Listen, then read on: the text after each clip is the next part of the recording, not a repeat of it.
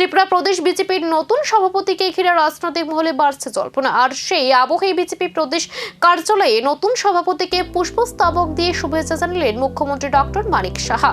উপস্থিত ছিলেন প্রাক্তন বিজেপি সভাপতি রাজীব ভট্টাচার্য সহ দলের একাধিক নেতাকর্মী।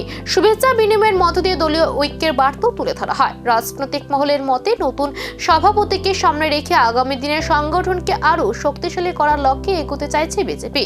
বিশেষ করে বুথ স্তর থেকে সংগঠনকে চাঙ্গা করার দিকে জোর দেওয়া হতে পারে।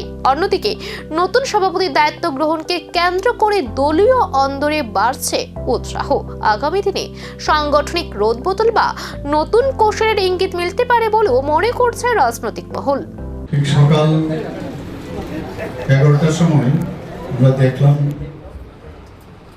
ফেসবুকে যে আমাদের ত্রিপুরা প্রদেশ বিজেপির মাননীয় সভাপতির যে নাম, আমাদের সবার আদরণীয় অভিষেক দেব রায়ের নাম ঘোষণা হয়েছে।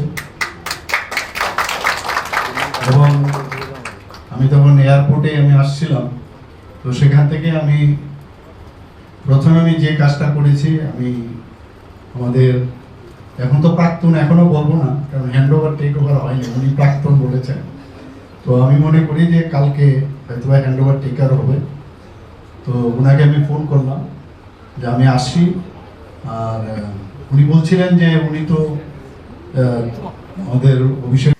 নতুন সভাপতিকে ঘিরে শুভেচ্ছার আবহ, কিন্তু এর মধ্যে শুরু হয়েছে নতুন রাজনৈতিক সমীকরণের জল্পনা। শুধুই কি সৌজন্য সাক্ষাৎ, নাকি এর পেছনে লুকিয়ে রয়েছে আগামী দিনের বড় সাংগঠনিক রণকৌশল? এখন সেই দিকে নজর রাজনৈতিক মহলের।